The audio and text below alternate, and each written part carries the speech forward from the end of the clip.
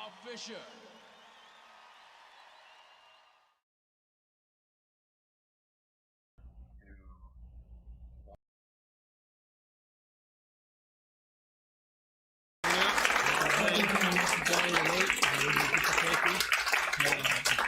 Get off to the party that it's going to be. I'm going to play a little something for a little twist for Memorial Day.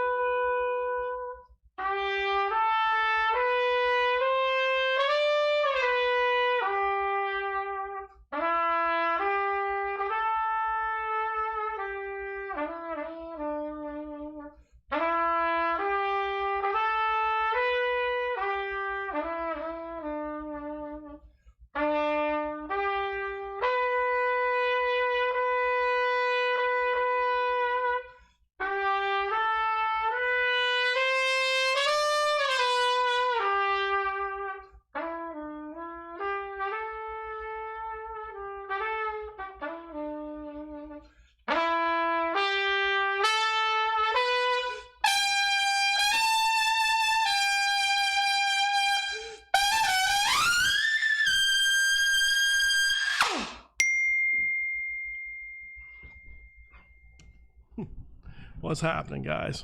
Welcome to the Hang, Tuesday Night Hang. That was a little thing that the great Billy Joel wrote called Elegy for Peconic Bay, or Elegy for the Fishermen. We did a little prelim before going live. We recorded this on Adverse Times, which is a record I did about 10 years ago. The reason I decided to play something like this is, you know, Memorial Day yesterday. The intro of this particular piece that Billy wrote starts with the basic taps cadence. So anyway, just something kind of a cool thing. It just kind of coincided with Memorial Day. And before I go totally crazy and talk a whole bunch of left angled mumble jumbo, say hello to my friend, my right-hand man, Stephen Wright from LaGrange, Illinois. What's going on, dude? How's your week? Yeah. Whew. I'll tell you what, man. Yeah. Well, at least it's not minus 30, you know?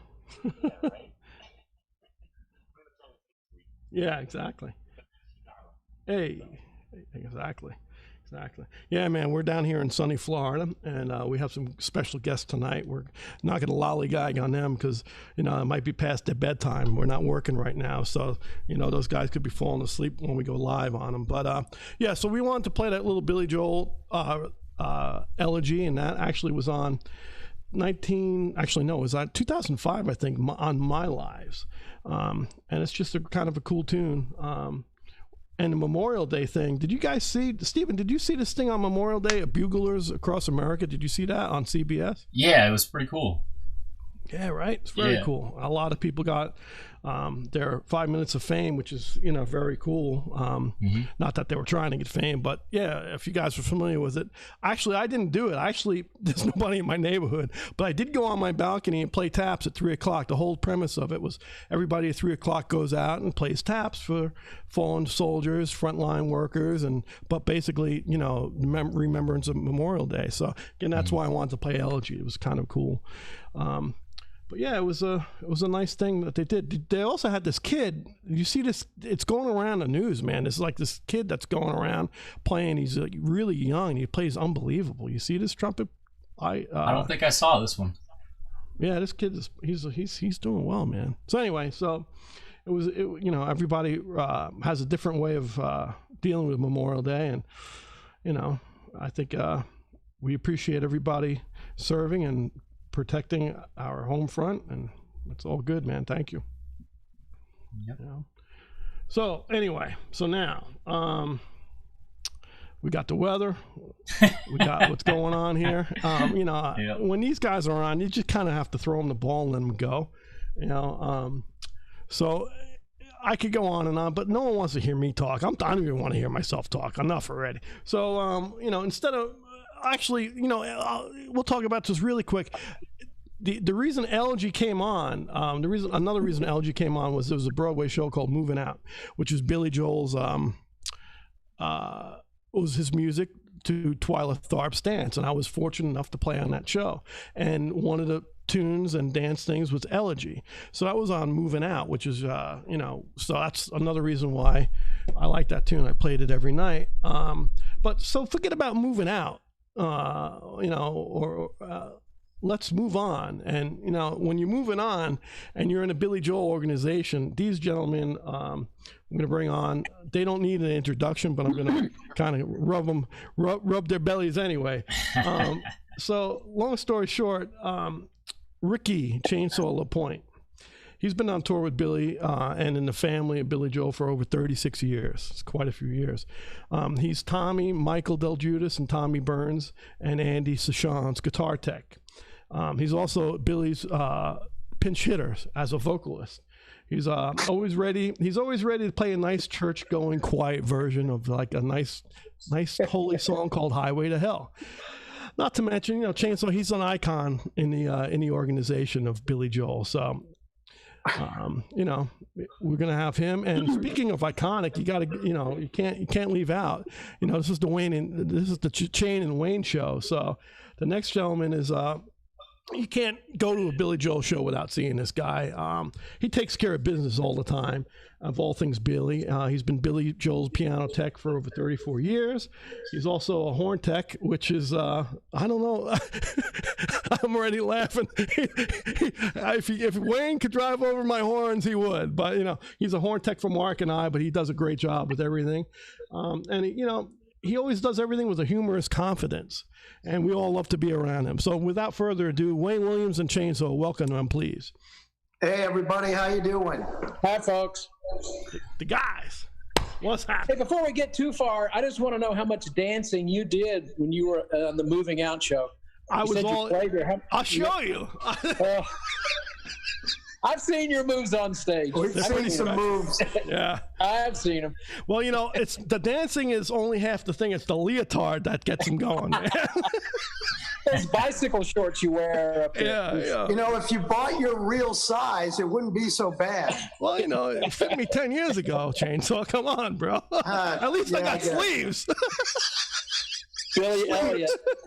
Those sleeves. I love Chainsaw. Everything he has, man, he makes it chainsaws. Why do you do the sleeveless thing? It's a cool. So nobody steals my stuff. You gotta show the ink off, man. He's got all that ink. He's got to let it out, man. Where you calling from, Chainsaw? You were in Orlando, correct? I'm in on the north side of Orlando. Yeah. Down in Florida. And right up against the Wekiva Springs State Park. That's a big word. There's probably a bear in my yard right now. Yeah, he's on the video conference. That's why I'm up here. Yeah. Arr, bears and tigers.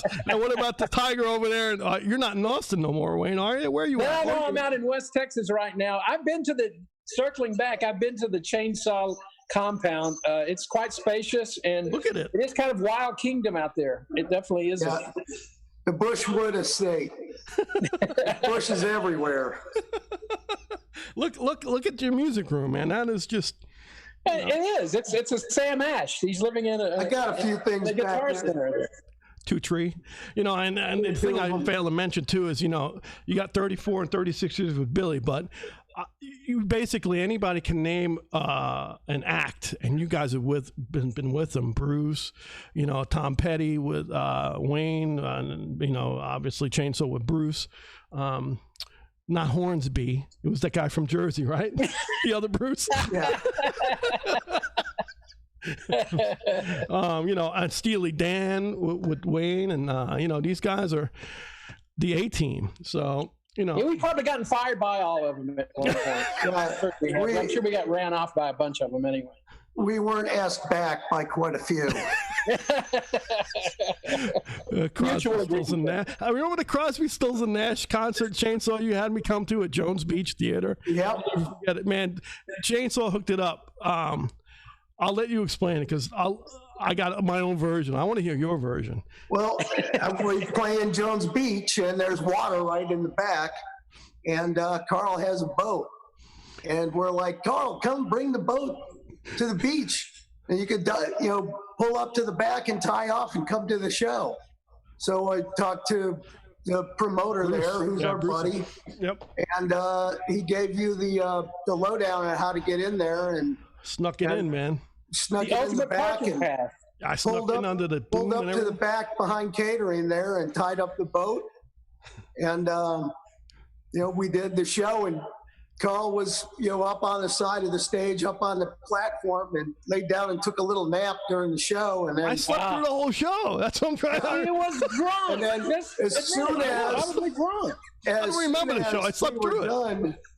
I was done packing up my cases. I ran off the deck of Carl's boat, and I think we pulled out a bottle of rum, and I missed all the truck loading A bunch of pirates. extravaganza, and barely made it to the buses as they were pulling out. So it was a good night hanging on the boat after the show. Yeah. Now Ricky's a great fisherman, and he's a captain also, and so we have that. And Wayne just laughs at us. Wayne actually he's the conductor of our baseball game, our baseball thing. Boy. And Wayne's got us hooked in the Well, baseball. I miss that now, guys. I'm missing the baseball now. Totally. Oof. And it'd be Among nice other to be things. sitting in the stands right now. There you go. Representing. There you Got a go. hard head. You gotta have a hard. Hey, what the hell you got? Gotta have a hard head, man. So I know we're not- Go ahead. You guys are not even in their league Yeah. on purpose. Figuratively, and I can't even say the Yeah. word. And technically, Technically, yeah. Well, before we totally take it left and go off the rails, I'm just going to ask guys a couple of things to kind of bring in our viewers. We appreciate you guys hanging out. Steven dealt with the internet gremlins. Thank you for hooking us up, and thanks for having us, buddy. Steven, you're a good man. Yeah, man. No kidding. Yeah, sorry for the delay, guys. How dare you? But also, Steven will be reading some questions to us. So feel free to start up a little chat, and he'll be we can't see him, but he'll be doling them out to us. So start a little thing there. But I'm gonna bring a couple questions to the forefront, just to kind of give our viewers a little in-depth information about you two. So on the Shane and Wayne show, Shane, can you talk about this? Was very interesting. You told me this a long time ago. How you got started with the Billy Band? Not a lot of people know that. And then you started not being a guitar tech. How did you go from getting started with the band and then becoming the guitar tech? How did that happen? I started working for a trucking company as one of the drivers, and that was on the Innocent Man tour. Okay. And as soon as I showed up for the first day of that, I met Boomer, who's our production manager, Okay. and instantly formed a bond with him. And, he was somebody that I could tell was a good guy to work for or with. And he was a stage manager at the time. And we became, buddies on the tour. And so I drove for that whole tour, and in that time, became really good friends with everybody in the band, and it was a very close family, kind of situation there. Everybody had wives and kids out, and it was a very, comfortable place to be, which I wasn't used to after being previously 5 years on the road, living in trucks. Yeah. And driving and doing lights and traveling on different tours where you weren't very important. And so when I got there, everything was different. And I was like, this is where I want to stay. And I basically just kind of held on with everything I had. And the next tour came around, and I ended up, as lead driver on that tour. Oh, cool. And at some point during the tour, the guitar tech had to leave the tour, and I kind of raised my hand and said, I'd like to do that job. And kind of just basically learned everything I needed to know in the next month or so. And, kind of slipped my way into that. And I've just held on with everything I got since then. And, it's been 30 some years. But, I just, I was always somebody who wanted to learn something new every day. And, learning to be a guitar tech was something that I just really, thought I could do, and just put my mind to it. And well, you were a musical cat earlier. When you're younger, you played a little bit. I did, but I forgot all of it. It happens to a lot of us. I forget it every night. What are you talking about? Yeah. Especially now. There's no gigs. But, I've had guitars around since I was a little kid. I always walked around with a guitar, could barely play it, but I always had one and played in a couple of bands, but they never were much of anything. It just,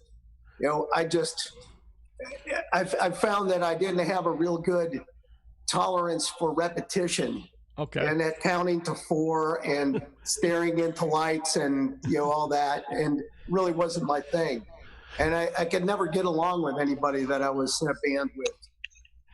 That's it. He didn't play well with others. I became a race car driver instead.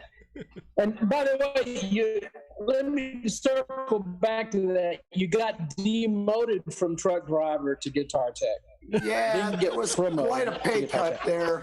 I know. I know. And I sure could sleep a lot more. Well, that hasn't changed. You're still doing some of your best sleeping over there on stage, right?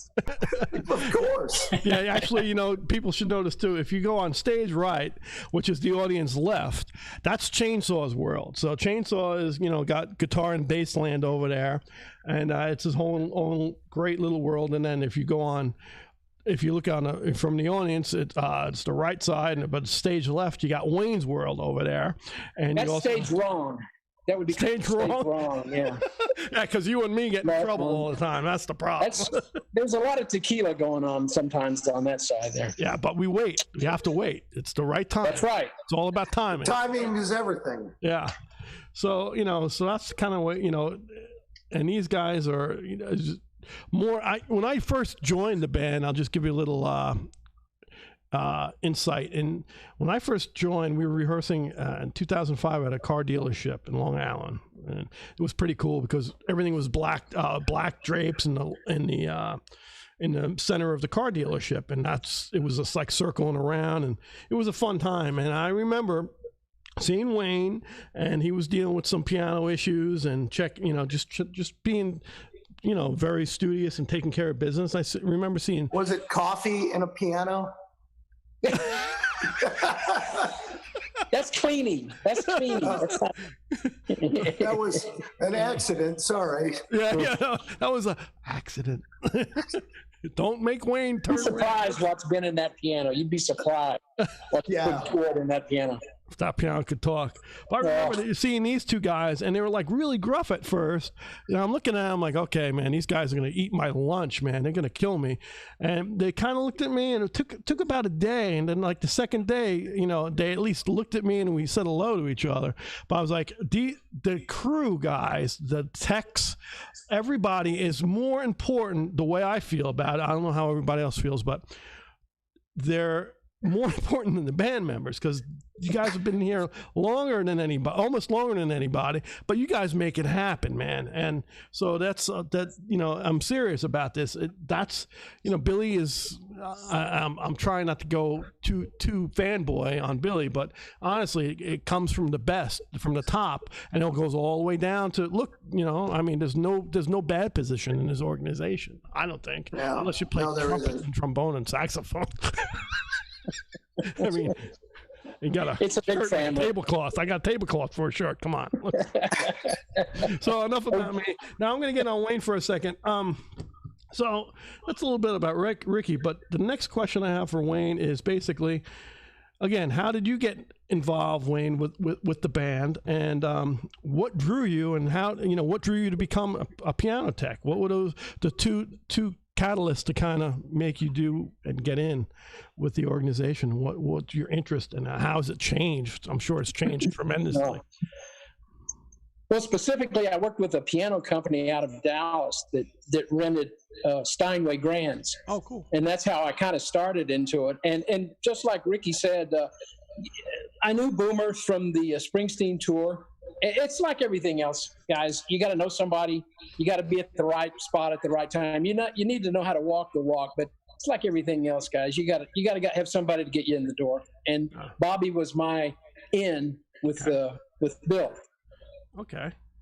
And it has, in this day and age now, there's still some bands that do use acoustic grands, but it's a lot of digital now, a lot of piano shells and a lot of, but there's still some purists out there. We're still, I don't really miss tuning. I don't mind doing the one button tuning. Yeah. That's a lot easier than pulling it out of the truck when it's 12 degrees and trying to keep it in tune. But to circle back, Billy, you're right. It starts from the top down.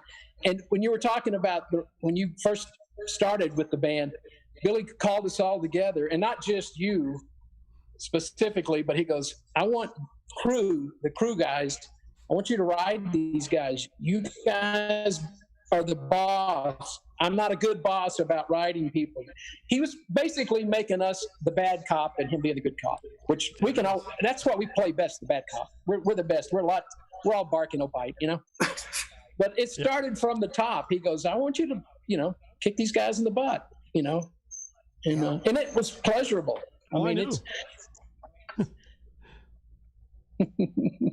He's got your house broke now. I remember that day, and me and Wayne looked at each other and went, "Excellent. We can be bad. We can be mean to the band. What? This is a dream." It's like, make sure that they get what they need to do their do the show, but if they start making don't let them take any shit. Don't take any shit. Basically, don't let them get too out of control, because some band guys need more than others, and so keeping things in perspective was good. You know how long it took us to housebreak Carl, getting potty trained on stage? Remember how long that took? I'm still not housebroken. What are you talking about? I get tangled in cable. Wee pads on stage. Yeah. What about all those saxophone stands we have to replace? Oh, dude, it's like you get tripped on. How many stands? Another Amazon truck pulls up, and it's a damn saxophone stand. I open my equipment trunk and see another saxophone stand. We've cornered the market on saxophone stands and bits. Hercules is built a giant complex from us. Yeah. I don't think there's any equipment made that Carl. I don't think there's any equipment made that Carl hasn't been able to trash at some point. Knock over, tear up. Do one. I mean, the only thing that still works is that triangle-shaped 25-pound mic bass. Everything else has been broken. Oh, that's got kicked over a few times. Don't kid me. And all the threads are all stripped out of it. And it just spins around like. Well, he thinks it's like a jack. I see. He's jacking a car up there. Yeah. I'm home. I'm getting this abuse. I don't even have to leave anymore. I love it. He's got to phone it in now. We can bring it into you via. I do miss everybody. I really do miss everybody so much. I mean, it really is tough right now on every level. Yeah. It's a different time now. I mean, we've spent the majority of the last 6 years being together at least a couple times a month. Yep. And when that just comes to a stop, it's like pulling the rug out from an immediate stop. It was like an amputation. Just immediate pull the plug. Yeah. But we'll be back, guys. We're going to get through this. I really think we're going to get on the inside of this. I really do. I do too. Yeah, live music will live through all this, and we're going to make it. Come back very strong, and people will be ready to come and see what we sell, and I look forward to that day. Yeah, as soon as people feel that they can be comfortable in a crowd, we're going to be getting on a plane and doing our thing as soon as we possibly can. And, every day we wake up hoping for that. And, I believe it's somewhere out there, but nobody knows. Nobody knows. And they're not going to know for a while. But, somebody will figure it out. When sports comes back and they can start putting people in arenas and in baseball stadiums and all that, the music will come back just as fast. Yeah. But speaking of music too, I have another musical question for Chainsaw. But before I get there, Wayne, you're doing a good job. I'm going to hold you to the fire. What got you into? I know you play a little piano. I've been to your house, and you have B3 there. You have a lot of great old vintage. I mean, that Rhodes piano, I love the Wurlitzer, Steely Dan's Wurlitzer. It's right there. I mean, how many years with Fagan, and but what got? I knew you played. So how did you get into the whole piano thing, bro? I never was really so musically inclined. I always liked to tinker with things. What got me, I started out as this will definitely date myself, as a tech rep for Xerox. I would work on Xerox machines. Really? Yeah, so I'm more of a mechanic. I mean, if I had to play for a living, I'd starve to death. But I've always liked to take stuff apart, put stuff together, and the piano, the acoustic piano is fascinating. And I was so fortunate enough to be able to study with a gentleman from the Steinway factory, a craftsman. Oh, wow. And again, we're getting back to that being at the right spot at the right time, and kind of cultivating whatever interest you've got into it. And it's fascinating to me. It still is, So mechanical. I don't have the museum like Ricky's got there, but I do have. You have a nice museum. It is vintage stuff. Old like me. Hey, man. I know there's a nice 63 reissue Telecaster there somewhere. It's in the closets there somewhere. It's in there somewhere. Yeah. Nah. But that was it. It was just, again, I wasn't musically inclined, but I just kind of like to tinker with things. And having the opportunity to study under a master, and I'm going to name his name was Ed Kolakowski. He was fabulous. Again, he was from the Steinway factory, and having the patience and it was just whatever your interests are, and having the opportunity and being able to seize upon that. And cool. And then I thought, okay, do I want to be a tech rep, or do I want to go into rock and roll and work? All right, I think I'll go with the rock and roll. That was basically a no-brainer on that. A lot more fun. I did see you deal, and the piano thing is crazy, man, because, a lot of the younger generation, man, they're so, if you get to play a really good piano, it's one thing, but most of the pianos you play with are garbage. And I've seen you take your tools out, especially when we did the face-to-face with Elton. I know Elton had a great piano tech too, but I've seen you do some things on piano that, man, it's a lost art. And now, like you said, the digital world, Billy has a shell, but maybe you can expand on it. Has your job got easier or harder mechanically going from analog to digital? Well, I kind of feel like a dinosaur at this point. I mean, to be honest with you, it's been a long time since I put a wrench to a piano. It's just gotten to that point. Back when we started with Billy, I was tuning the Grand and 2 CP80s. It was perpetual tuning. And then with the Steely Dan guys, that was a lot of tuning. And their acoustic pianos they're percussive instruments. They need a lot of love and work, especially if you're hauling them out of trucks and with the climate and different temperatures. They need work. They need just learn from that. But now, so you got that, but now you go left brain, right brain, almost you're into this electric thing. To Gremlins, I mean, we found it tonight. It took us a half hour to get through the electric Gremlins. Is that a whole another set of problems? Oh, exactly. If anything can break, it will. And so you just have to check on them. Yeah, I mean, and we're very fortunate in our position that we're able to have a lot of backups, and that saves us, because time is of the essence. I mean, when things go down, we got to get them up and going. Yeah. And again, when you don't have the king is unattended. The king is unattended. The king is unattended. Italy.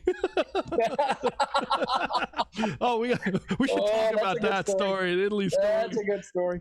Oh. Teddy Thrasher, are you out there? Ted. Yeah, I'll just Not say going to one. mention any names there. Yeah, I'll just give everybody a preface. We were in Italy playing in front of this Colosseum in Rome, and was it I don't Bryan know how many Adams? hundreds of thousands of people were at that show. It was a free show. It was miles of people. Miles of people. And it was Bryan Adams that opened up, right? If I'm correct. Yeah. And Correct. so Bryan Adams opened up, and the stage was on spinning like a lazy Susan, a wheel. Exactly. A turntable. Yeah. So when one set changed, it spun very slowly. So we're spinning to get our set, and you know, we come on stage, we're playing the opening, and then all of a sudden the wheel started spinning. The stage started turning. Yeah, and we were sober. All right. And the stage wasn't supposed to turn at that Wasn't point. supposed to turn. No. Things are popping out, you know, cables are breaking. Monitors are unplugging. Cables are coming to the end. Spinal Tap moments there. Oh, you know, God. Can't make it up. it's funny now. It was Yeah. stressful then, but you know, again, if things That's are made going to it happen. Yeah. they're going to, they're going to go. So But it I was mean, just one of it's those. amazing how you land on your feet, though. You guys land on your feet all the time, but that's, you know, that's part of the well-oiled machine that works. So, you know, and you know, you can tune a piano, but you can't tune a fish. That's the biggest problem. Well, specifically with Billy, when he starts or when the show starts, there's no stopping. That train is going down the track, and there is no. If there's a mess up, just keep going Just until keep playing. you're just hearing an acoustic piano and nothing else. Play through it. Yep. Don't stop. Keep going. This Unless train he is going wants you down to the stop. track. Yeah. Exactly. Well, speaking of playing through it and no break, that's a nice, Wayne, you're a smart segue. That's a nice segue. Shane, this goes to Shane. The one time I seen Billy take a break when I first got in the band, and you know, it happens all the time still too, is, you know, you do this nice little church going song called Highway to Hell. You know, it's a really nice Catholic song. It's very nice. You do. It's a good song for like you know, the middle of the show, kind of pull it out just in case, you know. How'd that come about, Shane? And how did you you know, how did that come about, and how's you know, just give me some premise on that. I don't have to prompt. Hell, we you know, always played around or toyed around with like a crew band or doing something, you know, years back, you know, doing, you know, songs during sound check just for laughs or for a joke or whatever. And so through the years, you know, I would always step in and, you know, pick up the mic and, you know, do whatever. You know, it's like, yeah, cover songs. Not much whatever. prompting on that either, stepping in. There wasn't much prompting there. No. Didn't take much arm twisting there. He's so shy. I'd Look be at him. like- He's so shy. Oh, yeah. So we were in Australia, and, you know, at that time on that tour, you know, Billy kind of likes to do like a song by a local band of some sort. And so they're, you know, get to Australia, I think we were in Sydney or something, and Billy's like going, oh, what Australian band should we cover? Because we'll do one of their songs as a, just to do one of their songs, you know. And people started yelling out all different Australian bands, and Billy's like, nah. And it's like, I think Tommy Burns yelled, what about AC/DC? And Billy goes, oh, I can't sing AC/DC. And he goes, Chainsaw can. Yeah. And so next thing you know, they're playing Highway to Hell. And I'm like, okay. And I got up there, and, you know, Billy's like, got up from the piano and walked out front and said, hey, that actually sounds okay. Yeah, man. I think that night in Sydney, we did most of the song, and it, you know, turned into like a pretty good laugh, and the place kind of liked it. And next thing you know, I was doing it every night. Yeah. And here we are many years later. And, you know, if you pick a really good song, you'll be able to do it for a long time. Okay. And doing It it still well. seems to be a fun thing for everybody. And, Yeah. you know, And, you know, it gives Billy a break. You know, gives him a little You know, step if he- away from the, gives you know, him a he little can shot. walk away, breather. throw a guitar on, and walk around with a guitar and look at the crowd and, you know, bond with his audience, or, or not pay attention for a few minutes and whatever it is, but it's fun for everybody. And as long as it's fun, we're going to do it. But he likes throwing the ball. I noticed that Billy always likes throwing the ball to people because he's generous, isn't he? Very generous about that. Even, he will share his stage with anybody. Yep. Whether it be guitar solo or the chainsaw coming out. And the other thing, talking about baseball, in fact, cue this up, Steven. Yep. At the end of, was it Still Rock and Roll, man? I have yet to see Wayne ever miss a microphone catch across the stage. How did that come about? That, I mean, every time it's hysterical. I mean, this is not like this is across the stage, man. Talk to me about that. I'm in constant fear of getting impaled by that. Believe me, I don't know. I don't know. I don't know what to tell you about that, but I'm in constant fear of getting impaled by a mic stand. Stuck on stage with it. You lose it in the lights. Survival mode. Yeah. Why don't you, Carl? Why don't you come up and catch it? I'd be like this. Believe me. Actually, you know what? So let's just Steven. Hey, Steven, are you still there? Or are you sleeping over there? I'm here, man. Right? I'm here, man. I've got my finger on the button. I'm ready to show it. Yeah, actually, let's show Wayne. Doing a 100-yard catch, man. This is kind of cool. All right, here you go, guys.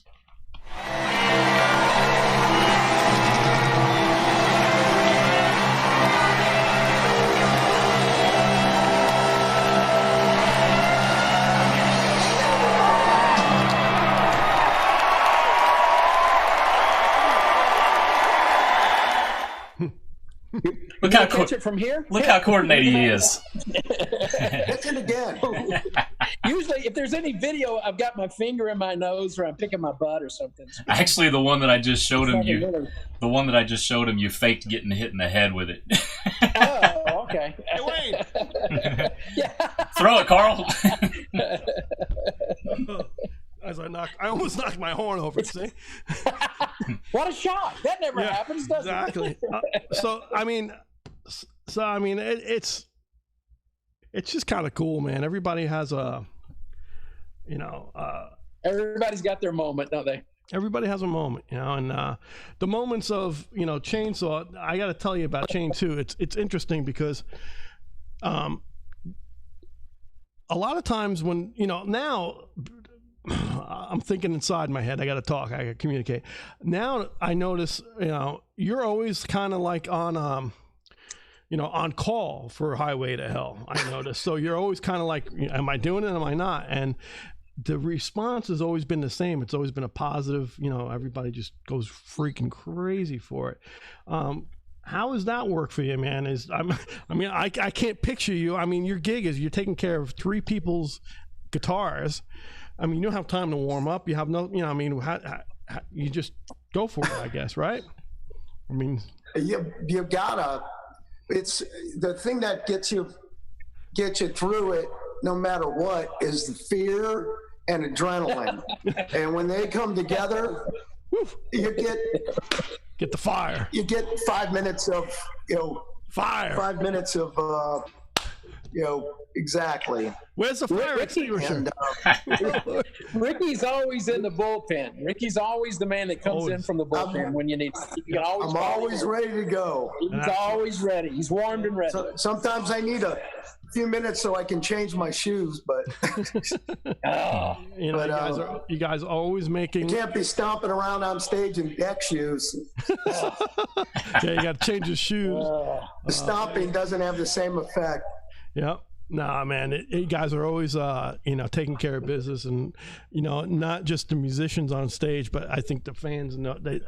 I think they see that, they know that. I mean, you guys are, an integral part of the organization from the fans' sake too, and I know that for a fact because people, for years, I mean, people get you and I confused. Hey, Chainsaw, I'm like, I'm the trumpet player with the kitchen table. No, I'm just a trumpet player.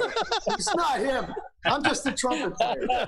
I'm not the cool guy. You want Chainsaw? Speaking of cool, Steven, yes, sir. I know you have it. Can we show everybody Chainsaw in all his glory doing Highway to Hell, please? Make sure you got a good one. Yeah, I think I got a clip from Phoenix here. They're all so good. All They're right. all good. Here we go, guys. They're all quality. Fire extinguisher and the water flinging. That's very integral and all. You know what? I don't have a fire extinguisher up here. I'm going to have to go get one. All right, here we go, guys. Yeah, he's the only guy I know that can totally abuse the front row of an audience. He throws water on him. You know, he throws water on him. He shoots him with a fire extinguisher. If I go play a bad note, they're cursing at me. But when Chainsaw can totally get them soaking wet, and they love him. You know? Do no wrong. He can do no wrong on any of that. Can do no wrong. It's because I picked good material. All right, for backup band too. For the people that haven't, and there's a whole lot of that. The band that I work for, they're all pros, and they can play anything that comes down. Any song that comes out of the hat can be played by that band, and that's true. That is a fact, and that's why I can take care of 3 people, because the guys that I take care of are pros.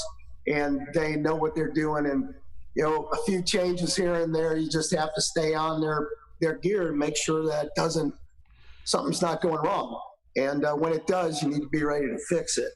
Yeah. But anyways, hey, for people that haven't been able to go to a live show, I'm going to run the clip really quick. Here you guys go.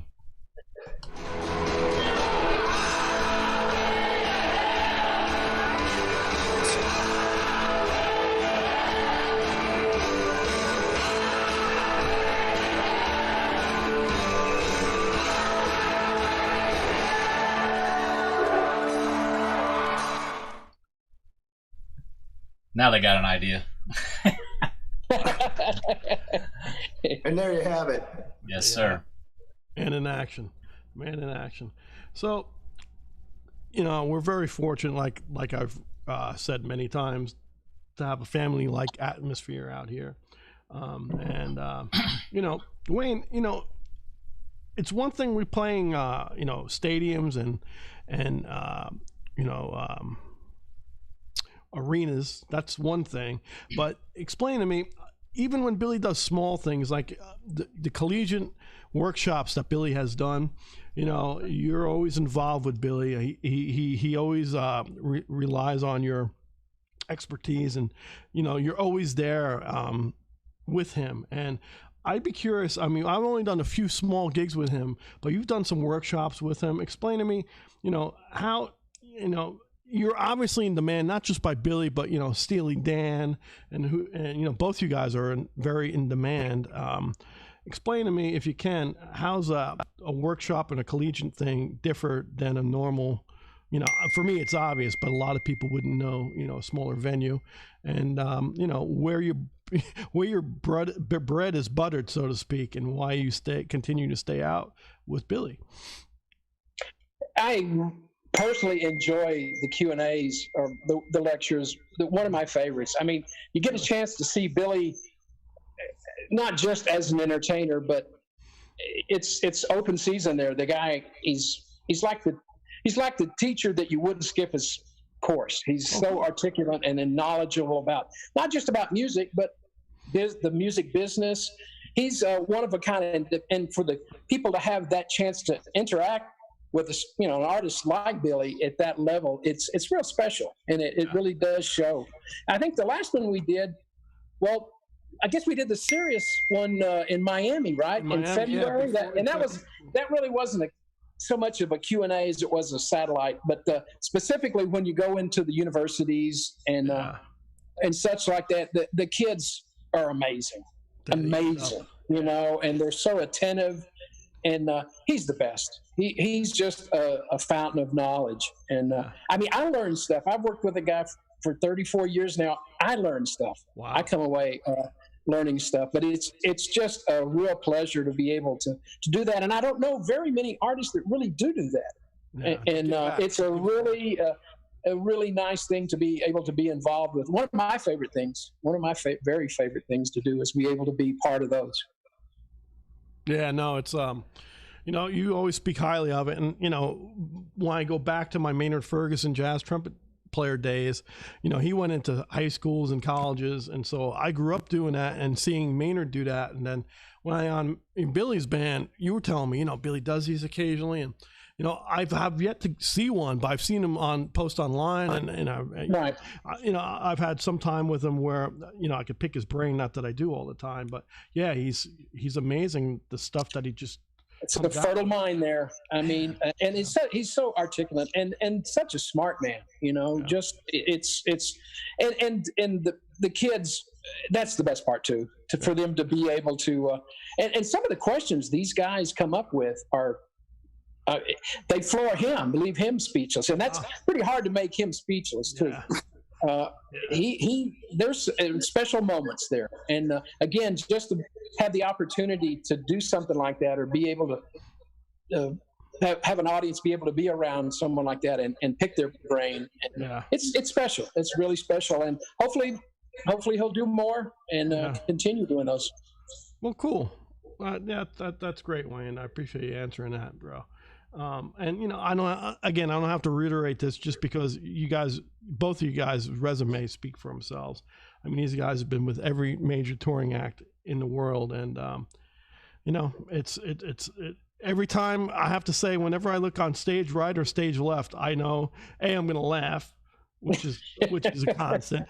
B, you know, we're going to catch a baseball game or go fishing, and C, that everything is taken care of. You guys, there's no surprises, man. The family, it's pretty amazing. That being said, you know, Steven, we have any scuttlebutt? We have anything coming in through the interweb here? Oh yeah, we got. I'm listening through the styrofoam cup on a string. we got actually we've had almost a couple hundred chat messages so far. So. Oh wow. They're all for Chainsaw and Wayne. Oh, of course. A lot of people saying hello. A couple other band members. Mr. Del Judas is on, hanging with us. Mikey. Yep. Josh Weeble is hanging out with us. Mikey and Josh. All right, Josh. Yeah. Part of the family. There's another pro.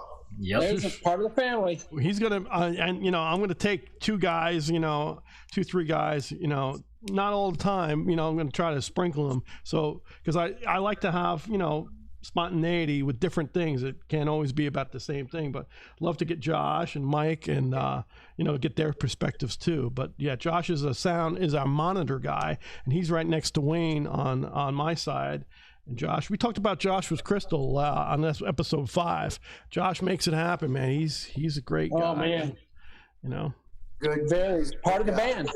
Yeah. Yep. We love him. Yeah. And then got a little more specific questions. I'm kind of scrolling through here. Look at dude's glasses. He's using his glasses. Yeah, tonight, man. guys. I've got mine at the ready too, just in case. I can read if I look this way. A lot of people saying hello. Let's see. Had a specific question related to the piano. Where did it go? Shoot. Can't tune a fish. Man. Yep. Hey. Well, we hit Rob. Thanks for that question. We hit Wayne and Chainsaw start. Here it is. Let's go with an easy one first. Here, do you guys have a specific memory over your career from a specific tour or a specific show that really stands out over time?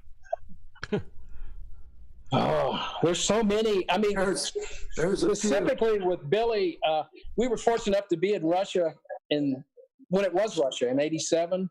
Those particular shows come to mind. We were fortunate enough to do some USO shows in the Philippines, and those USO shows were like way very special. And I got to tell you, man, going in Madison Square Garden, might have been in there, I don't know how many times now. It's special every time. I mean, It's a special thing. The baseball parks are a hoot. I mean, I really do enjoy playing the classics, Fenway and Wrigley, and even the new ones. Those are, being a baseball fan, it really is special to me. But those are nice moments. It's hard to pin down just one. I mean, there's so so many nice and nice. I got to stop you, Wayne. Chainsaw and I are very upset at you. You know, baseball, it's all about the freaking hot dogs. Come on, Chainsaw and his roller. You know, we can get those anywhere. Hot dogs, bro. Right, Shane? We don't need a baseball field for a hot dog. Come on. What's better than one hot dog? 27 hot dogs. The only band I know when I first joined, we were rehearsing at the car dealership. It's the only band I know. I walk into production, and one room is just like a hot dog roller and set it and forget it rotisserie chicken, and then the next one is like Italian meats and cheese, and then the next one might be chicken parmesan. We eat, a giant box of garlic knots. It's all about everybody has the same garlic music, going. The food. It goes hand in hand there. The music and the food. They go right together there. This band marches on its stomach. Billy's crew runs on their stomachs. And there's plenty to march on there too. Gotta feed them, and then they'll do their thing. But Very cool. if it was up to our production manager, he would starve us to death. He's so tired of should get on. Listen to this Boomer. There's your next. Tired of ordering food. Yeah, we got to get Boomer on here. You got to get that guy on there. That would There's be your cool. next victim. Yeah, that would be cool. Yeah. Hey, He's the best. Yeah, we got to get Bob. Who could we get with Bobby just to kind of that? I tell you, Liz is Bobby a and doll. Liz, that would be great. Get that production team in there. They're A1. No, They're you're better off with an antagonist. Somebody to poke Boomer and get him riled up. Like you. Well, we could do that. We could step in on some of that. Oh, it would be He seems to thrive on fish in the yelling barrel. I'll just pipe the two of you guys in at the bottom like Mystery Science Theater, so you guys can just tackle. You'd be looking up, going, "No, that's not true. That's not true." The two guys in the of water and a crust of bread to drink, and bread to drink. Just a stale crust of bread and puddles of water. That's funny. Hey, That's our catering. Chainsaw, I got a question road's tough, specific guys. for you. Don't ever try it. All right. What do we got? We have any more pertinent questions? And I don't know, and Chainsaw, feel free to tell me if this is not something that's discussable on a stream. But somebody is asking where the handle Chainsaw comes from. Oh. Show him the arm, Ricky. Show him the ink. I forgot which arm it was on. Oh, the lower arm. Okay. Yeah, the one you can't show. This is G-rated now. Yeah. G-rated. You never know when you might need power tools to kind of get things going. Chainsaw is one of the best to have handy. Also, power tools, one of the better. Having a chainsaw around, maybe in a hotel or a dressing room, can be works out handy. It's also pretty handy on stage. Hang on one second. And by the way, there are many other names besides chainsaw that can kind of come up. But again, we're going to try to keep this a little bit PG rated here. Are you kids at home now? Yeah, don't poke an eye out with that chainsaw. That's right, kids. He's the only guy that has a road. Here we go. Yeah, he's breaking it out. Look at this. There it is. Oh, here we go. There it is. This was the chainsaw. Well, the chainsaw. It's always nice to have a piece of lumber handy at all times. Well, no, chainsaw. Slow it down. It's so quick. So it's a neck of a guitar, correct? You don't. Yeah. Uh-oh. There's the rest of it. Oh my goodness. Busted that, huh? I think that's Prince's guitar, isn't it? Is that Prince's guitar? Yeah, okay. It was a nice guitar. Didn't quite make it. They don't really. Here's what. Whoops. Sorry. Clean that up later. If guitars give me a hard time and refuse to stay in tune when they're supposed to, then it pays. It's gotta pay. Basically get fired. And when they get fired, I don't want anybody else to hire them and have trouble with them. Okay? So I make sure, and if they don't do what they're supposed to do, they meet a horrible death. But That's great. it's just a piece of wood with some strings on it. It's nothing special. But if it doesn't stay in tune, it doesn't stay on our tour. Yeah. Very cool. But Well, hopefully, that's just my personal belief. I don't know. He's the only guitar roadie or guitar tech that has his own endorsement from Still. Does it say Still on there? Yep. Well, it is. Yep. See, there it is. You don't mess around. Steel chainsaws. Yep. very cool. So, I answered that one. I got a. Well, there you have it. There you go. Thanks for the question, James. Wayne, I've got one for you here. Somebody's asking if there's an explanation to the Long Island boat and piano logo. Oh. That's Billy's a Steinway artist, and the particular shell that we're using right now is a 7-foot young chain, and it'd be much better to put Long Island boat and a motorcycle than young Chang up there. So it's what Billy owns. It's a boat and a motorcycle. So that's the history of the Long Island boat and motorcycle logo. Okay. And you should see the inside of that piano. Again, there's some X-rated etchings in there also. That's for another show. We'll make that another show. Yeah. Just so people know, I mean, not everybody knows that that's a shell of an empty shell basically with a. Is he still playing Kurzweil in there? What is that? Yeah, it's run. That's a controller. It's a Kawai VPC1 controller, 88, and it started with a K. It started with a K. It's close. And then it's run off stage to a Kurzweil, and then there's a Muse rack with ivory software inside it. It's a kind of a Frankenstein way. It's kind of a mixture of all that. But that I love that. I've gotten that question before. They're like, "What is?" I didn't know what. I've never heard of that piano before. Long Island Oyster Bay. But it's just a nice little stencil that Bobby Thrasher Boomer put it together. Yeah. Boomer put it together. I actually have one too somewhere. I love it. I'm going to stick it on my horn next. Yeah. Very cool. Very cool. That's what else you got there, Steve-O? Thank you, Rob, for that question. A lot of people commenting about how Billy always has the greatest crew. It's the truth.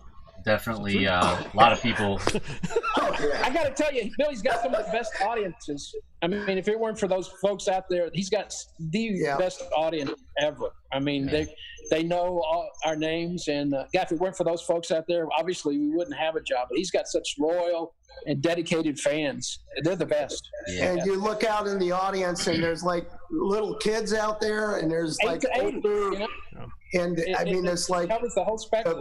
The whole spectrum of age groups, and it just never. And I'm always amazed at how great his audiences are. They're always very, very, they're as entertaining to us as we are to them. That's saying something, boy. Yeah, that's cool. So that's not saying that much. Yeah. But I did throw water on them. Yeah, you got them with Class B foam with the fire extinguisher. It wasn't electrical fire, but it's amazing. You're right. The demographic from kids. I had a kid. He played. His mom's like, oh, he plays trombone, so I gave him a trombone mouthpiece. And then next thing you know, there's like a guy in his late 70s hanging out, singing all the words, more words than we know. I'm like, how does that? And I really think it's because his music is timeless. It's quality. You're right. It's time. It's quality stuff, and people are just extremely loyal to that man. Yeah. No, it's a pretty special thing. There's some people that even I recognize as fans that have joined the stream. That have said hello tonight. Marianne says hello. Got Valerie says hello. Melissa. Danielle is on here. The new mom. The new mom. Olivia. Is she? Are you talking about Danielle who works for us? No, is it a different Danielle? No, different Danielle. Danielle Benya. Yeah. Right? Yep. Yep. Be specific. I will be more specific. Danielle, don't worry, Danielle. You didn't have a child. If we could see the faces, Yeah, Danielle, did you have a baby? Danielle had a baby. Our Danielle did, yes. Yeah, she had a beautiful baby. Again? Beautiful young girl. Congratulations, Danielle, if you're listening. Yeah. Actually, some more of the crews checked in. Jay is online with us. All right, Jay. Jay Bird. Yeah, Jay is online. It makes it happen. I've got a question.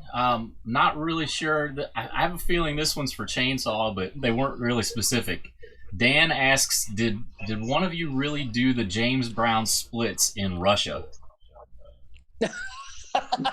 Not one of us, but we You know who that was, Ricky? You know, I know exactly. They're talking about Dan Cooper, our accountant, who incredible. Who Yeah, at the Banks Hotel in Moscow and I pulled off the splits. And I think he left his testicles there also. I'm pretty sure that they were left there. Well, if there was any place you want to leave them. Yeah. Quite a talented group of folks. Yeah, Dan Cooper was amazing. It's just another amazing stunt brought to you by vodka. Another good story. Potatoes are bad. Potatoes are bad, bro. I can't do potatoes no more. Yeah. Melissa I'm says. sure Dan doesn't want to do them anymore either. Melissa He says. walks funny now after that, anyway. He's been a whole lot different. He's up and out. What else you got, Steve-O? Melissa says, definitely miss you guys more than you can all imagine. Can't wait for the first show back at the Garden. Same here. Yep. Howard. Same here. We'll be back. Don't give up on us. We're going to be there. Howard Klein. Hey, Wayne. Definitely wanted to thank you for all of your kindness over the years. I have guitar picks to me in section 109 from MSG. Great stories. That gentleman's been there a lot. Hey, stay well, Val. Stay well. Yeah, Valerie says, wow, great stories. Lauren loves the fire extinguisher. Leslie, Billy surrounds himself with the best. Yes. Actually, one of the comments that really comes out to me is this little session is gold for a true Billy fan. Thank you guys for doing this. Oh, how neat! How nice. We appreciate you listening in. Yeah. We're and just so they know, we're behaving. Yeah, right. If we were sitting in a hotel lobby right now, it wouldn't be this G-rated. Celebrity chat. Well, We could have celebrity chat. Carl warned us yesterday that we have to be on our best behavior and watch our potty mouth. So, because you're talking to it's like the pot calling the kettle black. You know. I mean. Carl, somebody's asking you, Carl, is that a 100th show banner hanging over your left shoulder, back on the wall? Under my Yankees, my pinstripes. Yeah. Yeah. Actually, it's funny because this one, that's out of style, and this one's really out of style. Whoa. 65. Oh, the 65? Yeah, 65. They did a 65, and that's the 100. Yeah. So that's Carl's IQ. It's no, actually, Banner right there. That's 5. Just a single digit. 5. well, you know, it's the company you keep. It tells you a lot about IQ. A product of your environment. Come beyond the interweb with me. Okay, let's see. What else you got there, Steve-O? Bob Gould says, Carl, just tuned in. Hope you dug the MF video behind the scenes that was just released. Oh, cool, Bob. Yeah, it was nice, man. It was nice. They followed Maynard through and off, behind the scenes off. I guess it was in the Midwest. It was nice. Really interesting. Got another one over text message for Carl. Is there, Carl, do you have a specific story in regards to interaction with Chainsaw and Wayne on stage? A specific story? Yeah, on just stage. Yeah. I mean, that's, you waited. Yeah, I mean, now. I always there's always something. I mean, it comes into fruition different every show. But some of my favorites are if I'm, the most exercise I get in my life is those steps, right, Wayne? And Chainsaw, we're up those steps. Oh, they're fast. Yeah, so we're up those steps. I don't play on every song, so I'm always going up and down. Wayne's always going up and down to check on Billy and take care of Billy's stuff. Same thing with Chainsaw, with guitars, and so we're always getting our exercise. But there's always something. If Wayne's coming down, if I'm coming up, he either throws something at me, tries to stick me in the ass with a mic stand, or I'll try to Three Stooges routine. And then like the if Chainsaw comes over, that's when it gets ugly. I'm like, what are you doing? I avoid that. It can be. It's like the three together is too much. Two's okay. Well, halfway through the show, usually when it's a ballad or something I'm not playing, Wayne and I are usually carrying on, but then I go over to Chainsaw's world and we kind of get in trouble together and laugh a little. He wakes me up from my nap and then dangles tequila in front of me. Yeah. There's always something. I'm like, where'd you get that from? I don't know. Wayne got it. Wayne. Where did he get it from? Yeah. We have a good time. There's always something to keep us hopping. We got. One it's thing. Never a dull moment. No. Never a dull moment. Very cool. Yeah. No. Stavrula says this definitely breaks the monotony from 11 weeks of homeschooling. Thank you guys for doing this. All right, Stavy. Stav's an old friend of mine from high school. Great. Oh, how neat. How neat. Yeah. How neat. Nicola says, New York loves you guys. Let's see. We love New York. We definitely love you. Even this guy loves New York. Back at you. Back at you. Love it. Wayne, there was a question in regards. You kind of hinted at it a little bit already, but you mentioned the ballparks and Madison Square Garden, and as some of the favorite venues. Somebody was asking, do you guys? I kind of know the answer just because I've gotten lucky enough to experience some different shows at different places. But do you guys really feel even on the side of the stage the difference when you're at the Garden? Do you feel the energy difference? Absolutely. Yeah. Absolutely. Yeah. I mean, it's just, and particularly at the Garden, the audience is right on top of it. It's 360. So yeah, it's palpable. You can feel everything, on every level. You can hear them talk and sing along, and it's real special place. It's also the thing about the Garden is that it's a suspended floor up there on the 5th floor, and when the audience starts jumping up and down and having a great time, that whole building will bounce literally, and you literally start to bounce like you're in an earthquake. And when that happens, that the crowd's happy. Yeah. And we get that feeling quite a bit during the show, and it's pretty cool. The first time I ever felt it, I was like, oh my God, what is that? But it's pretty awesome.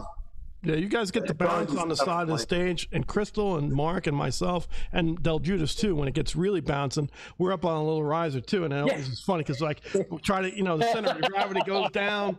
I try to put my stomach as low as my kneecaps. I'm like, all right, we're going over. The Dramamine up there, huh? Yeah, but it's cool. When it's rocking, when the place is rocking. You can feed off the energy. You can definitely just feel it.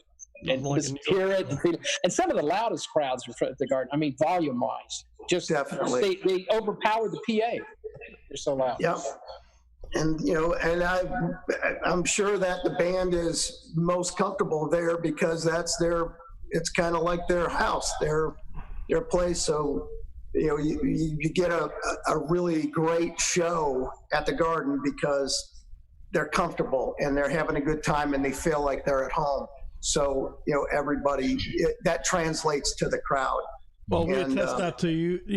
Sorry to interrupt you, Chain. attest that to you guys because you make us feel comfortable, and also I can speak for basically almost everybody there. Even Crystal lived in New York for a number of years too. It's like when I was a kid, you know, a special day was to jump on a Long Island Railroad and go to a show, go see the Temptations or go see the Circus, you know, at Madison Square Garden. That was like the big thing. So, you know, iconic. Yeah. So being a New Yorker and going, you know, playing a Garden like it is, it's just, it's got this energy, and like, you know, you guys say there's nothing there's no stone left unturned. Everything is just, it's a machine, man. And so, you know, you guys facilitate that so well. Everybody, it's just like a big it's like a chainsaw. You notice when we go fishing, it's like a feeding frenzy, like a shark feeding frenzy. Everything is like great.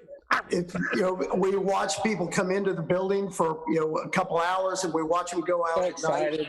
And, you know, I'll go down after, you know, during loadout and go and load our truck down at the street, and people are like out on the street, and, you know, they're singing Billy Joel songs on the sidewalk, you know, a half hour, 40 minutes after the tailgate party in New York City. They're out there, you know, just having a great time, just walking in the street, and you walk past them all, and, you know, you feel like, okay, you know, we've just given them a really great show, and everybody's having a great time. And that's a really good thing for us to see. It keeps us, you know, wanting to keep coming back and do more and more and more, because, you know, we would keep doing this as long as we could possibly do that. And hey, I got a question for you guys. What is one of the, you know, we sometimes have some guests come into the Garden or any place. What are some of the most memorable guests that you guys, I mean, we can go back to the last play at Shea. That was just a plethora of the Beatles.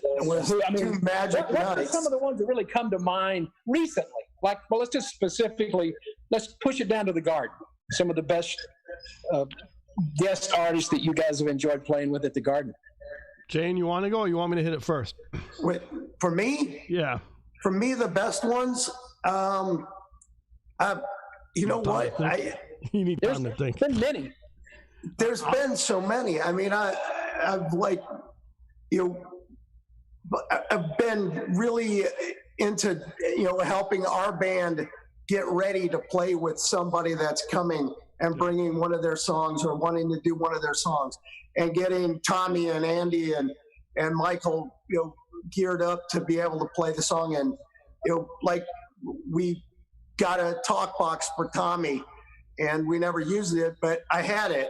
And when other guests came, like, you know, Garth Brooks came to last play at Shea, and I went to his guitar company and said, I need to have a Garth model guitar with a Dean Markley strings and a Dean Markley strap and all this stuff, just so if Garth comes and wants to play guitar, he'll have his little guitar there. And, you know, he never used it, but I was ready. I have that guitar doing stuff right like here, that actually. is what's kind of a challenge, but, you know, our band is so good at, you know, picking up, you know, being able to play the songs that, you know, other artists bring.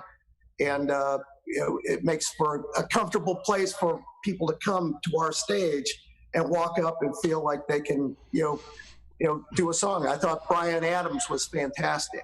Yeah. I thought that he was one of the best. You know, Frampton was a really good one. Down. It really is. Yeah. It's really hard to really be specific. I'm going to give you two opposites. Brian Johnson coming to do another AC/DC song. Yeah. Absolutely amazing.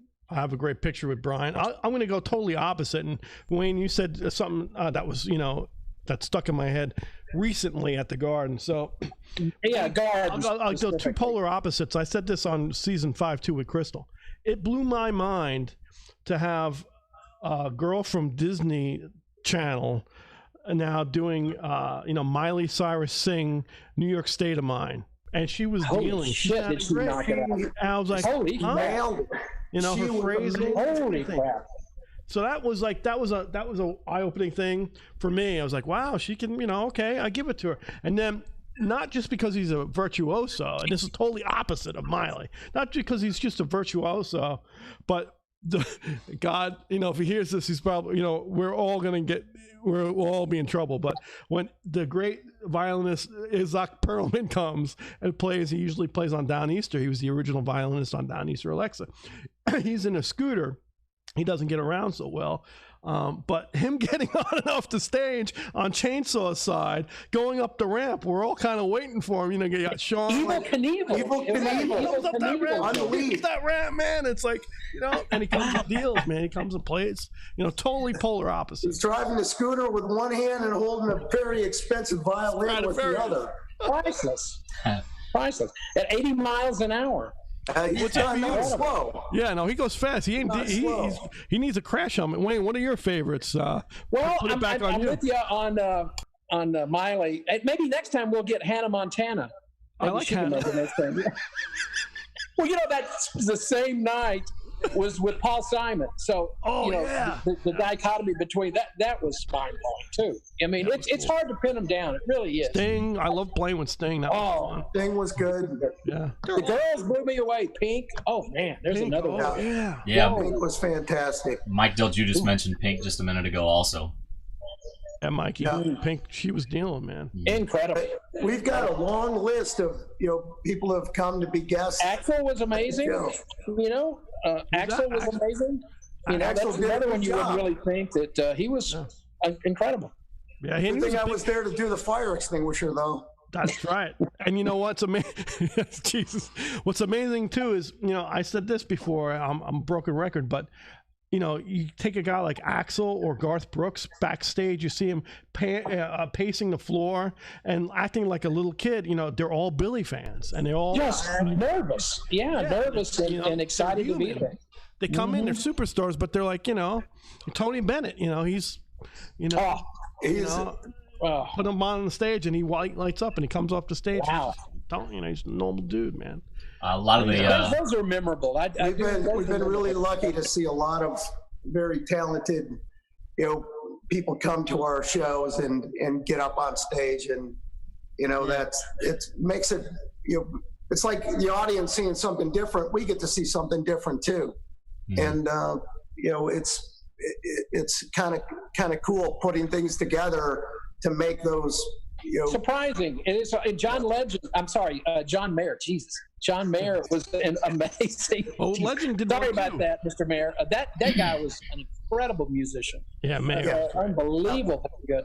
Playing This Is the Time. But the last play at Shea was that was just a revolving door of just super talent. One right after another. I mean, I thought Roger Daltrey was fantastic. Ooh. And Steven Tyler, it just goes on and on. It's funny that it was a trumpet Mellencamp. Yeah, Stephen goes, man, I used to play trumpet. He goes, I used to play trumpet. Let me see your chops. I like your chops, Stephen. I'm like, dude, you're a rock and roll singer. What are you talking about my chops for, But yeah, it's crazy how everybody is a common denominator with all these guys and girls. It really is, isn't it? And you're right. To see them excited and nervous, that's special. But yeah, those are memorable moments too. Being able to see some of those guest artists come out and interact with Billy and pull it off. It's amazing. The chat has thrown out some names too. Fogerty, Springsteen, John Mayer, you just mentioned, Steve Perry, Richie Sambora, Joan Jett was mentioned a couple times. So yeah, it's the fans have their. What about Kevin James dancing on stage? What did you guys think of that? That was funny. Evan. With the sandwich.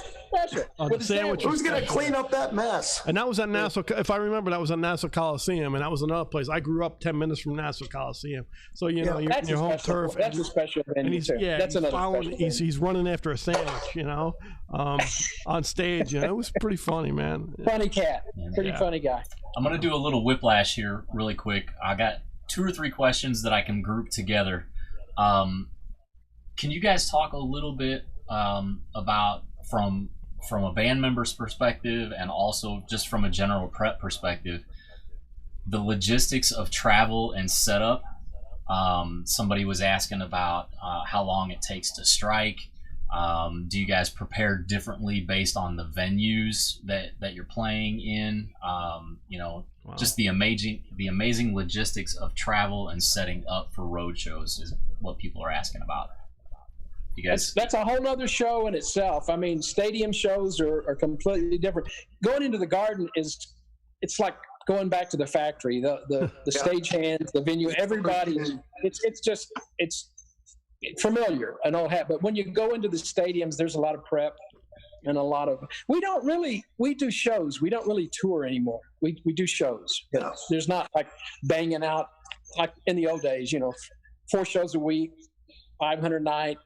500-mile overnighters and stuff like that. We've slowed that down a lot. We did that stuff in the 80s. Yeah, the country club tour. I just joined. We did one bus tour. When I joined, I was a road dog out 10 months a year, and when I joined, I was like, it was a bus tour, and like, oh, we can't do this bus stuff no more. I'm like, huh? What are you talking about? It's a country club tour.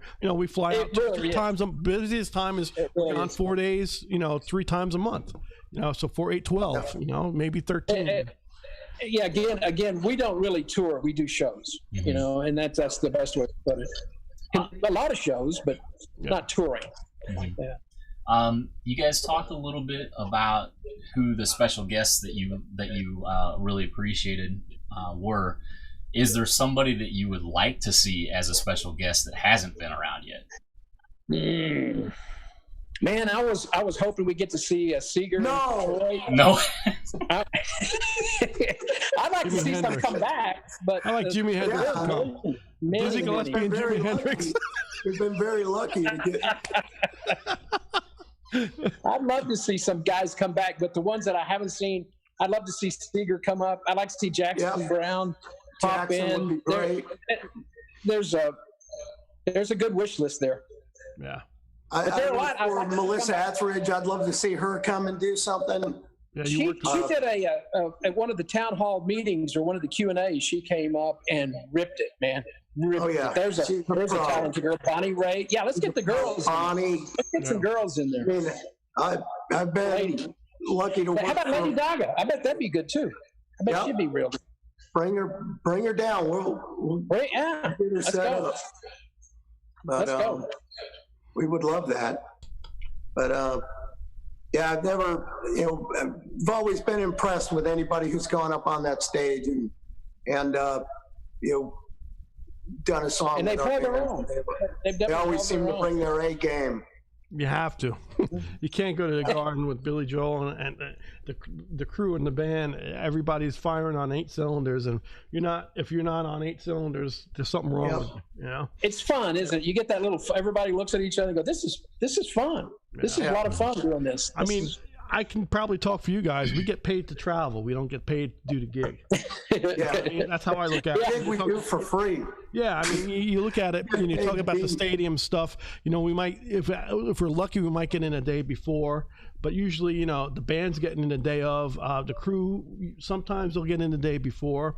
But a lot of times, man, you guys have calls at 6, 7 o'clock in the morning. Some of the riggers are there the night before. It's a hard. There's a whole subculture going on there that the audience would be interested. Probably a lot of folks would be interested in seeing that goes on. Yeah, there's a whole other subculture going on that part. The stadium shows are way more complex just because of the size and the amount of people. Mm-hmm. And the schedule kind of goes around the clock when they do that, because when you're on a athletic playing field, you only have so many days to be on that grass. And so things have to be done in a very strict order. And then when we get there, we screw it all up and take. We play in the ivy out in the outfield. We rub poison ivy and do things to the ivy, and Chicago. Yeah, I don't know what you're talking about. Or go down to the bowels of Boston and Fenway. Yeah. And maybe take some G-rated now. Saying some pictures. I got pictures. I got pictures of Fenway. It's a lovely park. You know what? And I said this before. They roll out they are very classy New Yorkers, man.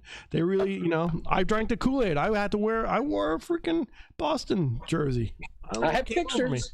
I have pictures. I'm saying it still. I got problems. Got issues.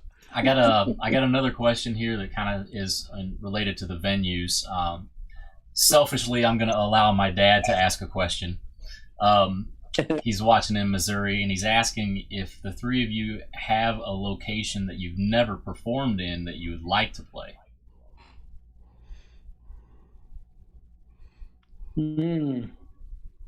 I've never been to Alaska. I'd like to go up there just because I've never been. I don't know why, but that just seems, put that on the bucket list. I did an Anchorage show with Jackson a long time ago. It was actually a lot of fun. I can imagine the fans would be real appreciative there. The people up there, when you go someplace like that where they don't get a show every 2 days, they appreciate everything that you bring, and they want, when they find out that you're with one of those shows, they want to buy you drinks. They want to, it was like when we did the USO shows in the Philippines. Those were special. Those were real special. I'd love to go back. We go in. These kids are on the base. They're locked down. They can't leave the base. No. They're prepping for God knows what was going to happen in the next few days, and yet they're trying to buy us drinks. And we're like, no, we need to buy you guys drinks. Yeah. Real heroes. They rolled out the red carpet for us there, and I would love to do a USO show or another show like that for a forward location. I thought that was probably one of the most I agree. One of the best feelings of delivering a show to people who really deserve it, and getting the appreciation from all those kids who were possibly heading for war in a couple of days, and they got to come and see like a very amazing entertainer come in, be in their backyard. We've been just about everywhere. I mean, Billy's taken us. He's covered everywhere and back. The globe we've pretty good. 6 continents. Just about everywhere. And just about everywhere. Interesting. I've been to Alaska, but not with you guys. I thought it was pretty wild. The Northern Lights, so to speak. One place I'd like to go, just because I'm fat and I like to eat. India. I love Indian food. I could get some curry, man. And I know Wayne, you like the hot stuff, man. Give me a hot Bring me to India. You can get the curry. I just want to eat. I always like food. Basically, if I go to have Indian food right now, I might maybe fix it because I don't know if I want to fly there. But I was there with Bob Bender, and he loves Indian food. I know he does. I've had Indian. Shout out to Bob. Yeah. Bob is a security guru out with us, right? Takes care of Billy, just like Noel. He's been around. Yes, but, sir. We were in New Delhi with Bob Bender, and me and him got kicked out of the swimming pool because we didn't have a proper swimming costume. Costumes. You didn't have the right our Levi's up as far as we could and swam. It's really funny. It's really funny that you mentioned that, because there was a question about an hour ago about you getting kicked out of a hotel in 1988 in India, and I didn't ask that one because I didn't know. Get kicked out officially. No, if you really, it was again the accused but never convicted. Never convicted. Oh yeah, just like me. Accused but not convicted. We paid the damages. And we didn't even do the damages. That was the bad one. I had the damage done to me, but I let it go. That's great. I've been with you with damage, buddy. Well, you can't go back into Mexico, Rick. You probably have one of those. You can't come in this country. No, it's Rotterdam. For certain other reasons. Rotterdam. It's Rotterdam. Rotterdam. And there's Rotterdam. The only man that can get arrested in Holland. The only man. Almost impossible. Hookers, drugs, everything. Arrested. These two right there. I ain't going with you. Unless a bicycle is involved. And Billy, we got in a little scuffle and over there, and then the next day is the concert, and Billy goes, "It's the only country where you can, you can do whatever you want. You can smoke in the corner, but you kick over a couple bikes and fall over a couple bikes, you go to, you're in trouble." You kick a bike over there, and that's like bicycles are like the sacred object in Holland, and I learned that was another proud moment brought to you by alcohol there, wasn't it? Found that out pretty easily. I'm not proud of it. Always start with that one, don't they? I'm really not proud of it, but it was just a situation. Yeah. Lived through it. Family. We're still here. Hey, man. I got two more quick. The worst part about all that is like I didn't mean for Carl to have to lose so much sleep because I thought that wasn't fair. You know how cranky he gets when he doesn't get his beauty sleep? You know how cranky he gets. That was the thing that affected me the most. The rest of it was all okay. I was you just were bitching about the $500 bail money that you had, or bribe money. And you got to ride home. I had to walk through the city to get home, and you got to ride. Home. It was not a short walk to the Westin Hotel. And you guys just barely got there when the bus was going to pull out, too. Oh, my God. I had enough time to close my suitcase and get to the lobby. I remember like it was yesterday. I remember walking to the bus, and Wayne pops out of the bus and goes, "Hey, how you doing? You getting any sleep?" I'm like, I knew what was going on. I walked on the bus and I was trying to just be quiet, and people were just like looking at me as I walked down the aisle, and I had to go. I was like, just kind of holding it in, going. The walk of shame. It was. That's great. I swore we weren't going to go there, but we did. It can't happen to anybody. Yeah. Somebody says this got really going fast. Yeah, left pretty quick, didn't it? Valerie we got says time for one more because we all have things to do in the morning. You got a busy day tomorrow, buddy. Yep. You got a busy. Yeah, I got to make some omelets like 9:30 in the morning, and 10 o'clock I might have some sausage. Then 10:30 I might have some bacon. No. So what else? What are the pertinent things we have? Anything pressing question wise? No. The only one that I have left is and you guys kind of touched on it earlier. Is when did each of you become part of Billy's band? Like what year? Yeah.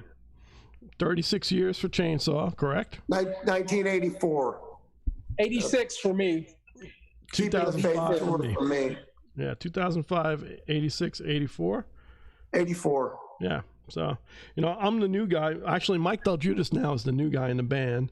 And I think there might be a couple crew guys that are not new, but, 10, 11 years maybe in the lighting. That's considered new in this organization. That is amazing. I'm like new, but I feel like, 15 years is a long time, man. Well, look at BR and Cohen. Those guys were there from, year one. Yep. BR, wow. typically. Yeah. Yeah, Mark Rivera, 38 years? Another pro. Tommy, it's amazing. Yep. Tommy's been 25 years in January or February. Jeez. Was it? That's great. That was the storefront tour, huh? Which is pretty amazing. Yeah. Very cool. Well, we're getting a lot of. Like we say, it's hard to get fired from this organization. But, you really got to screw up really It has hard. happened, but we got to really. Either that or I got to tell you something, that's one thing for the crew, but, here's the real quintessential thing. And this comes right. I've heard this. I'm just going to say, if the crew doesn't like you, you're done. Just leave it like that. And we don't like You're the anybody. band and the crew doesn't like you. If you think we like you, we're just faking it. It's not real. I've never worked for an artist where he said he just took the gloves off and go, "Hey, don't take any shit from these guys. You ride herd on them. I'll back you up." Yeah. But it's easy. We've got a really amazing group. I mean, it's amazing. That's awesome. Great family. Everybody's saying thank you in the chat. Since you guys can't see it, a lot of people thank you guys. This was a lot of fun. Guitar. Throw it on the floor with that guitar. Get your road chainsaw. Get your road kit out. Get your fixing kit. Your crazy glue. Tell them about you got your crazy glue. Like if we break pictures on the wall. If that was a guitar that used to stay in tune, I would put it back together, but I'm not gonna. Well, another kit he always takes to the hotel are the lock picks. You never know when you might need to get into another room. I forgot about that. You never know when you might need to replace a broken Super glue, lamp. very important. Always carry with it. All the lamps and picture frames. Picture frames. I keep the super glue around and the lock picks. The first hang, I'll never forget. No more chainsaws. Wayne come over. I had a nice room. No, they come over and they trashed the room. Away. You guys trashed my room. I mean, pictures are coming off the wall. And Chainsaw, like a half hour later, he comes in. Goes, Carl, I got it. And he opens up his suitcase and he's got tools. He got everything. And he put that room together perfect. What's that? We've learned to clean up after ourselves. We always clean up. Yeah, but this was also years ago. Hopefully, Weston or the Marriott hotel chain doesn't watch Some of the non-visible damage in rental cars is phenomenal. Don't be gentle; it's a rental. Check all the boxes. We ticked all the boxes. Get all the insurance because it's always worth it. I got one last question in the chat here. It's from something called Hilton. They're asking for your addresses so they can send an invoice. Actually, is it the one in Dayton, Ohio? Ricky's already dimed out. He's already told you where he's at. I'm in the witness. I'm right across from the Cottage Springs State Park. I don't have to give any info. Central Florida. Oh, that's great. At the Bushwood Estate. The Bushwood. That's awesome. Sign it all to Bobby Thrasher's room. I think it's time to go, guys. Yeah.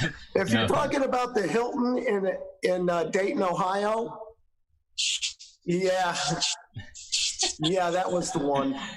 Well, that was a long time ago. We don't have any fun. Thanks for having us, Carl. Thanks so much for having us. The statute of limitations are on my side. Thanks a lot, guys. It's been a pleasure to have you guys. I needed to laugh. I laughed with you guys. I miss hanging with you guys. Miss making music with you guys. You guys make everything happen. Love you. And Stephen, you're the man for keeping us together here. Absolutely. Thanks for driving the ship. Yeah, thank you guys. Thank you guys. Yep. Thanks. We'll see you all next Tuesday at 9 p.m. And Stephen's going to sign off and tell you about next week, if we even know what we're doing next week. How do you follow these guys? Come on. You can't. Carl, when are we Take care, guys. Thanks again. When are we going fishing, Carl? Let's go soon. I'll bring my net. We'll actually go in the water this time. Yep. Later. Hey, take care. Peace out, everybody. Thank you. All right, Carl. Take care, guys. See you. Bye. All right, guys. Thank you guys for hanging out on the chat and with us. Everybody on Facebook and YouTube and Twitter and Periscope, and I think we were on Twitch too. Really appreciate you guys. If you wouldn't mind, hitting that like button and that subscribe button, definitely really helps out and lets us know that you were here. Thank you for all the comments, and looking forward to next Tuesday night hang. We'll see you guys next week. Take care.